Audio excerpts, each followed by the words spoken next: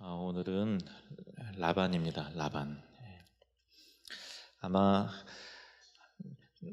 라반이라는 이름은 많이 아셨겠지만 라반이라는 인물을 주제로 설교를 듣기는 처음이실 것 같아요. 저도 처음이고요. 그래서 그런 의미에서 성경의 인물들 시리즈 설교는 참 괜찮은 것 같습니다. 왜냐하면 저도 처음 해보는 설교가 많고요. 또 여러분들도 어떤 스쳐 지나갔던 인물들에 대해서 다시 또 상고할 만한 기회가 되니까 이런 시간이 참 소중한 것 같습니다. 야곱이라든가 또 이삭이라든가 아브라함이라든가 다른 등등 여러 인물들은 앞으로 사시면서 또 설교를 들으실 기회가 있겠지만 라반을 주제로는 오늘이 처음이자 마지막이 아닐까 그런 생각도 해봅니다. 라반은요, 이삭의 아내인 리브가의 오빠이고요. 또 이삭의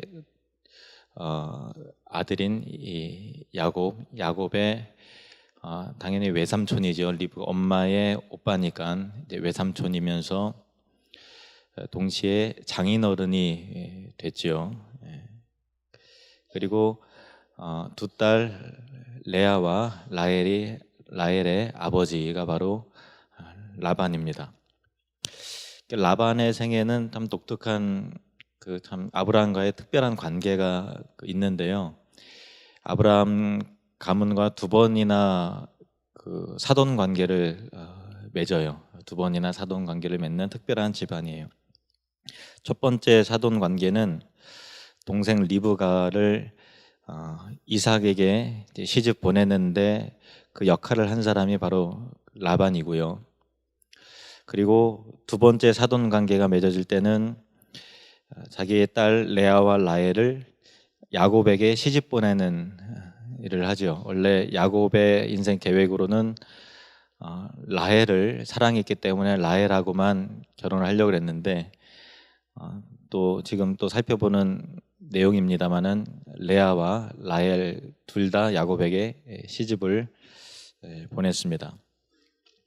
처음에 이제 라반이 아브라함 집안과 사돈 관계를 맺는 그 장면을 보면요, 그 라반의 가치관이 어디 있는가가 언뜻 보이는 대목이 나와요. 한번 읽어보겠습니다. 창세기 24장 28절에서 33절 말씀을 보시면 그 라반만 생각하면서 라반이 이런 사람이구나 라는 것을 생각하면서 한번 읽어보시면 힌트가 조금 나옵니다.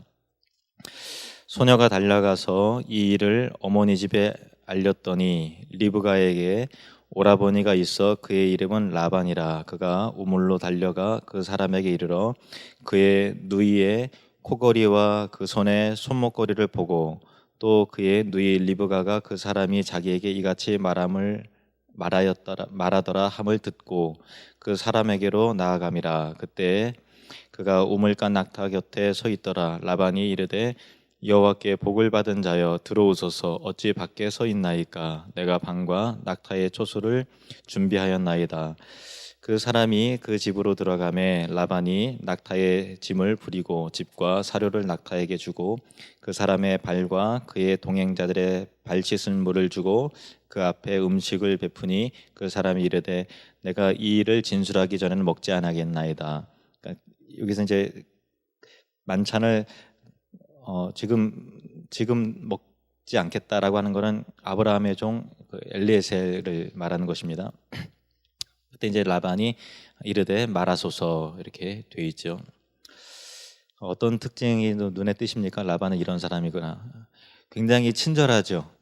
굉장히 엘리에셀에게 친절한데 좀 과도하게 친절한 거 아닌가 이렇게 생각할 정도로 극진하게 베풉니다. 처음 만나는 사람인데 그 친절함의 근거는 뭐죠? 30절을 한번 보시면 30절 한번 그 누이의 리브가의 코걸이와 그의 손의 손목걸이를 보고 또 그의 누이 리브가가 그 사람이 자기에게 이같이 말하더라 함을 듣고 이제 막 달려가서 친절을 막 베푸는 거예요. 동생 리브가가 코걸이와 또 뭐 손목걸이와 팔찌와 뭐 그런 것들을 이제 선물로 받은 걸 보니까 눈이 휘둥그레져 갖고 또 이런 사람이 나타났다고 하니까 그 얘기를 듣고 친절함의 근거가 물질이었어요. 그러니까 순간 보고 듣고 상황 판단을 빨리 하는 거예요. 어떻게 내가 해야 되겠다. 굉장히 계산적이죠. 계산의 근거는 그 사람의 어떤 재물, 어떤 신분, 그것을 얼른 계산을 하는 거죠. 한마디로 말하면은 물질주의에 사로잡힌 사람이에요. 근데 엘리에셀과는 좀 대조적이죠. 엘리에셀은 막 친절을 막 베풀지만은 내가 그 물질과 또 과연 친절을 바로 수용하는 것이 아니라 자기의 먼저 해야 될 일을 사명을 먼저 생각하죠. 이 음식을 들기 전에 내가 먼저 얘기해야 될 게 있습니다라고 했던 것이고요.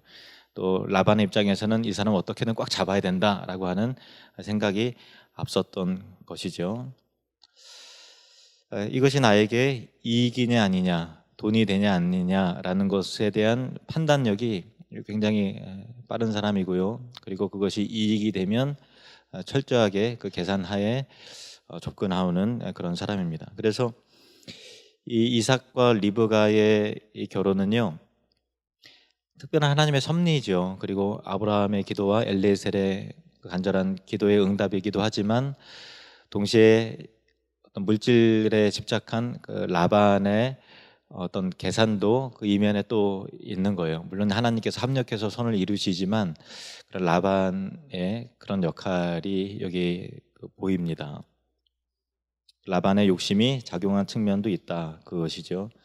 그리고 나서 이제 두 번째 사돈 관계가 맺는 그 대목을 보시면은 이삭의 아들 야곱이 지난주 설교 시간에 확인하셨다시피 형 에서를 피해서 어머니 리브가가 나의 고향으로 얼른 도망가라. 내가 어떻게 하루아침에 두 아들을 잃겠느냐. 그래서 야곱이 외산촌 집으로 하란 땅으로 도주해 가죠. 그래서 도착했습니다.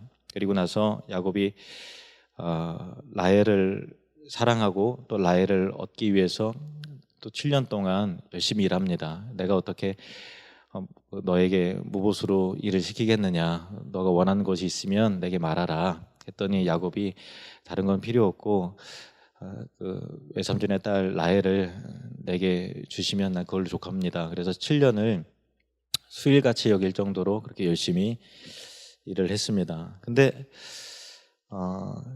만약에 그 딸 레아가 정말 이게 걱정이 되고 그랬다면은 사전에 얘기를 했어야죠. 얘기를 해야 되는데 결혼식을 그때는 얼굴을 다 가리고 결혼식을 하니까요. 얼굴을 다 가리고 결혼식하고 또 이처럼 밤에 뭐 등을 켜고 그러는 게 아니잖아요. 형광등을 켜고 그런 게 아니라 결혼식을 하고 잠자리에 같이 들고 아침에 일어났는데 해가 딱 뜰 때 보니까 라헬이 아니라 레아예요. 어떻게 그런 일이 생길 수 있어요, 그죠? 그러니까 우리가 뭐 굉장히 재밌는 장면이고 사기를 쳐도 이렇게 딸까지 동원해서 사기를 치는 사람의 인성이라면 뭐 말할 것도 없겠죠. 그런 사람이 바로 이 라반이었어요. 그리고 나서 하는 말이 우리 지방에는 어떻게 내게 이렇게 할 수가 있습니까? 막 따지니까 그때 사는 말이 우리 지방에는 언니보다 동생을 먼저 시집 보내는 법이 없네 이러는 거예요. 뭐 그럴 것 같으면 미리 얘기를 했어야죠. 그죠? 미리 얘기를 했어야지. 그게 당연하다는 듯이 뻔뻔한 얼굴로 우리 집안에는 형보다 아우를 먼저 생각하는 법이 없네. 언니보다 동생을 먼저 시집 보내는 법 없네. 이렇게 딱 이야기를 하죠. 기가 막히죠.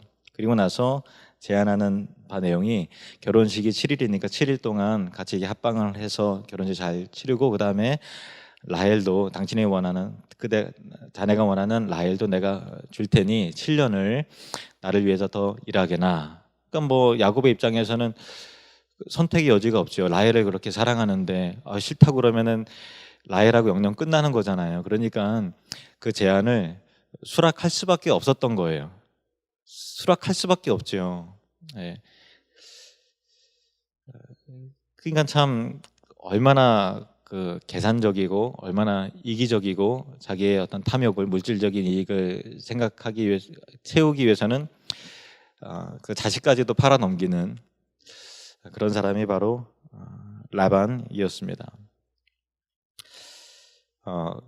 아까 했던 말씀을 다시 한번 볼까요? 창세기 29장 26절 말씀을 보시면 같이 읽겠습니다. 시작. 라반이 이르되 언니보다 아우를 먼저 주는 것은 우리 지방에서 하지 아니하는 바이라. 예. 이게 야곱에게 있어서는 굉장히 상처가 되는 말이에요. 왜 그럴까요?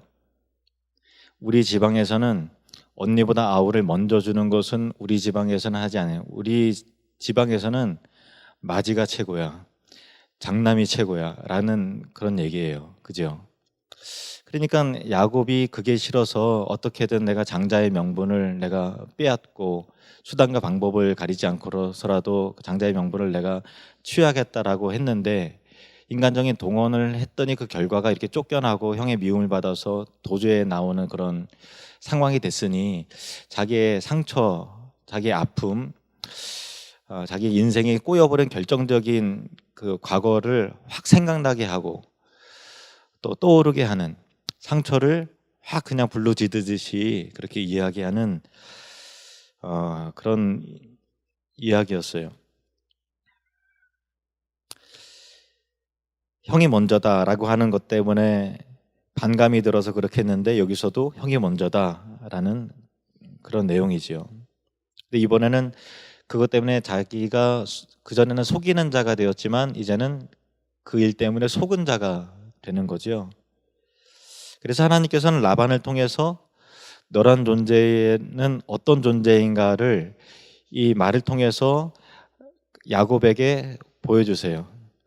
자기도 형을 사기를 치고 아버지를 사기를 쳤잖아요. 그 장자의 명분 때문에 사기를 쳐고서 이렇게 도망자의 신세가 됐는데 사기를 당한 모습 가운데 우리 지방에는 형이 먼저다라는 걸 통해서 당연히 자기의 상처와 아픔과 자기의 본래 그 정말 목적을 위해서는 수단과 방법을 가리지 않아서 자기 모습이 라반에게서 투영되는 그런 것을 통해서 너란 존재는 이런 존재다라는 것을 하나님께서 깨닫게 해주시는 그런 대목이 바로 이 장면이죠. 우리 삶 가운데서도 우리의 부패성과 우리의 못난 자아, 또 우리의 죄성, 우리의 이기적인 욕망, 그런 것들이 하나님께서 딱 어떤 사건을 통해서 딱 보여주실 때가 있어요.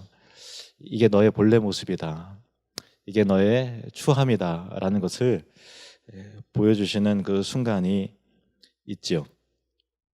그리고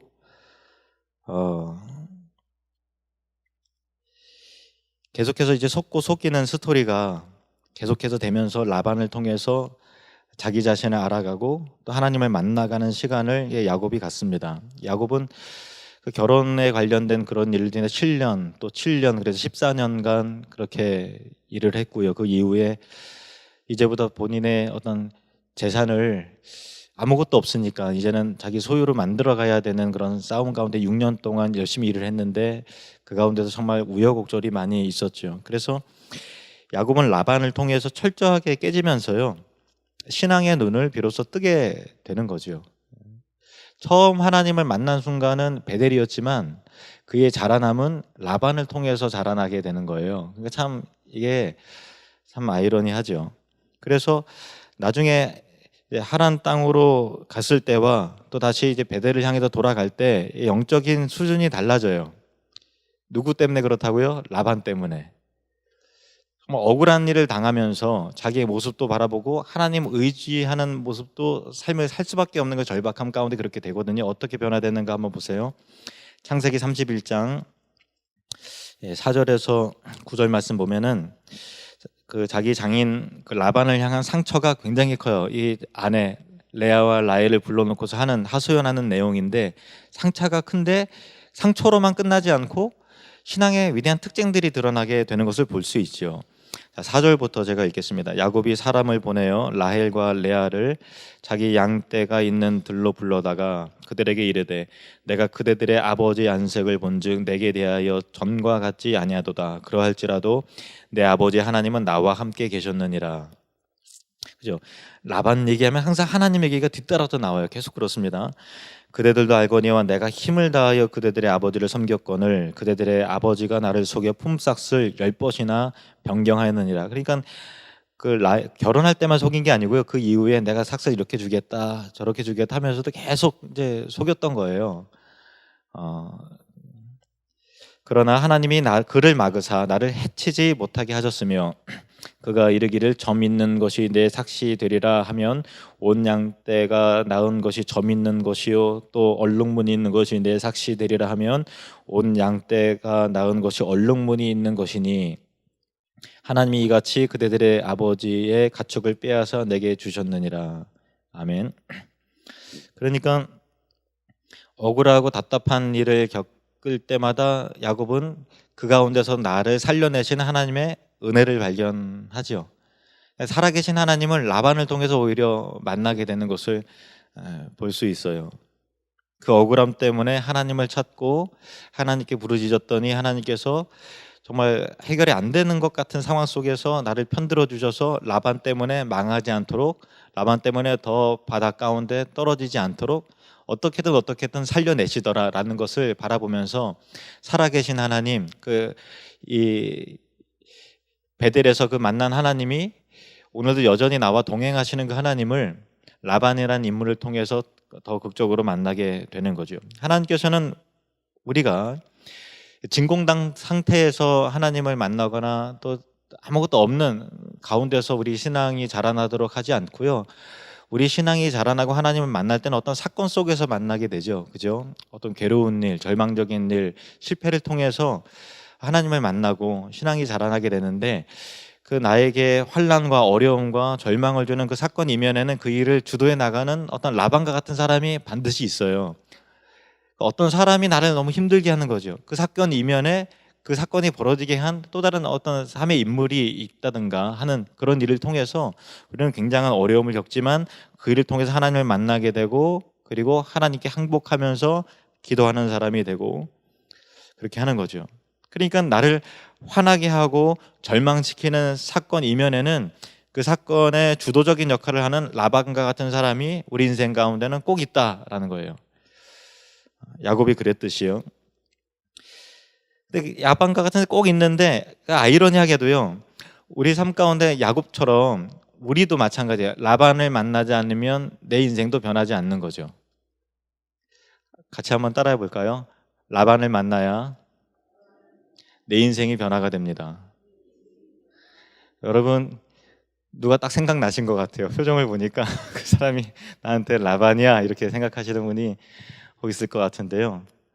라반을 안 만나면 우리 인생이 변하지가 않아요. 우리도 죄인이고 그 야곱 안에 그 자기 중심적인 그 사기꾼과 같은 자기 계산적이고 이기적인 어떤 그 라반이 야곱 안에 있는 거예요. 야곱 안에 라반이 있어요. 근데 라반의 만남을 통해서 그것이 얼마나 악하고 추한 것인가를 버려야 될 습관인 거를 라반을 통해서 확실하게 배우게 돼요.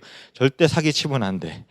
절대 사람 속이면 안 돼. 진실해야 돼라고 하는 가치관이 라반의 원래 본성 가운데 뿌리 박혀져 있었는데 라반을 통해서 그게 계속 이게 제거가 돼요. 그래서 라반 만난 그 이후에는 야곱이 그 이후에 누구 등쳐먹었더라라는 대가 없어요. 그러니까 성화라는 것은 그냥 이루어지는 것이 아니라 라반과 같은 사람을 통해서 우리의 쓴뿌리가 제거가 되고 우리의 못된 본성이 제거가 되면서 하나님을 의지하게 되고 그럴 때 하나님의 역사를 경험하게 되는 거죠. 그래서 라반은 축복입니다.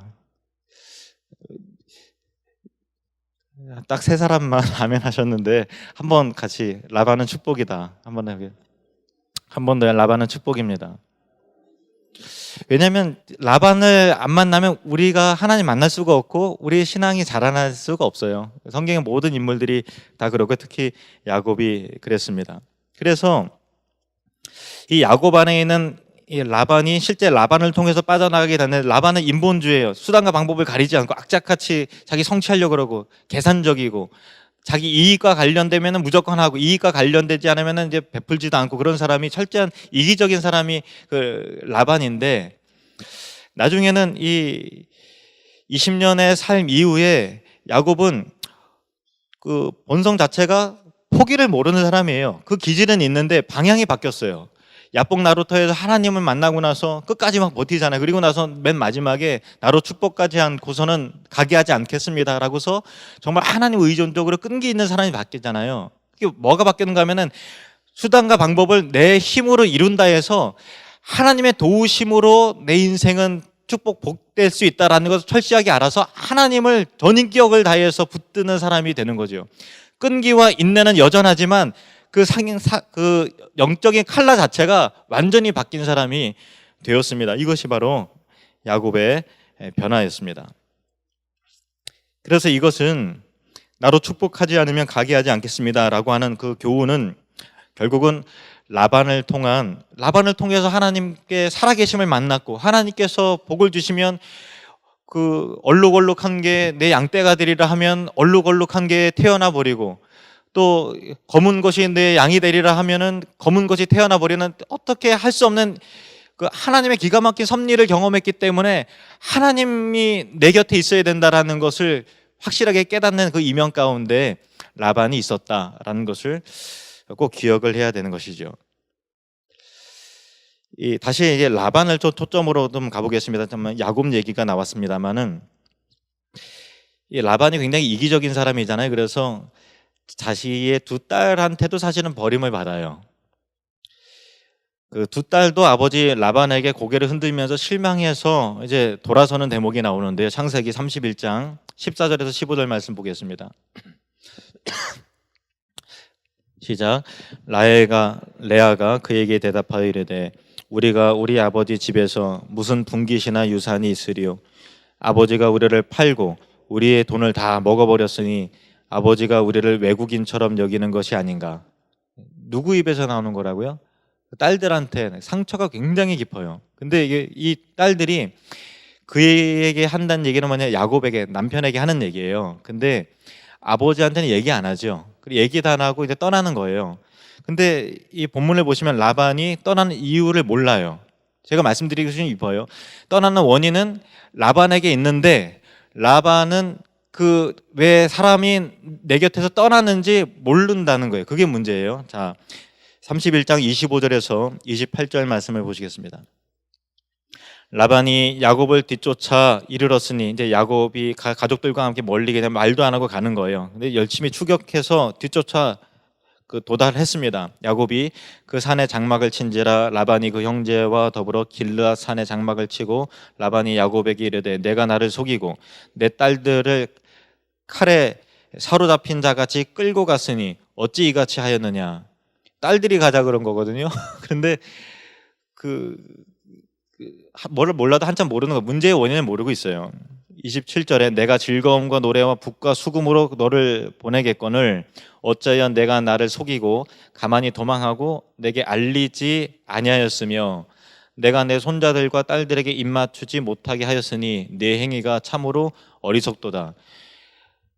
싸우기 싫으니까 얘기 안 하고 그냥 떠나는 거예요. 근데 라반은 자기로 인해서 이 사람들이, 자기 딸들이 이와 같은 상처를 받아서 아버지가 우리를 팔아넘기고 돈을 갈취를 해서 외국인처럼 대한다라고 하는 딸들의 마음을 모르고, 야곱 너가 내 딸들을 꼬드겨 갖고 칼로 그냥 이렇게 협박하듯이 끌고 갔는데 왜 이렇게 어리석으냐라고 이게 호통을 치는 그 대목만 나오죠. 여기서 어떤 교훈을 얻을 수 있는가 하면은, 금방 말씀드렸다시피 라반은 자신의 문제가 무엇인지 모르고 있다는 거죠. 딸들의 마음이 자신에게 왜 떠난지도 모르고 그 원인도 모르고 있다는 거예요. 여기서 어떤 교훈이 있습니까? 만약에 내 주변에서 사람이 나를 계속 떠난다고 할 때, 어떤 사람이 나와 멀어진다고 할 때 무조건 떠나는 사람을 원망할 것이 아니라 내게 무언가 문제가 있을 수 있다는 것을 생각해야 된다라는 것입니다. 그 사람은 얘기 안 해요. 상처가 되니까 또 상처 주기 싫은 거예요. 얘기 안 해요. 그냥 조용히 떠나는 거죠. 근데 모든 떠난 사람이 다 그런 것은 아닙니다만은, 만약에 인간 관계가 자꾸 깨어지고 어떤 사람이, 신앙의 동지가, 친구가, 직장 동료가, 또 부하 직원이 계속해서 왔다가 좀 관계 맺다 계속 떠난다는 할 때, 왜 이렇게 사람들이 떠난다고 할 때 그 사람들을 무조건 비난할 게 아니라 내게 어떤 문제가 있지는 않을까라는 것을 생각을 해야 되는 것이고요. 여기서 얻게 되는 중요한 진리는, 자기만 아는 사람에게는 사람이 오랫동안 붙어 있을 수 없다라는 것을 알게 돼요.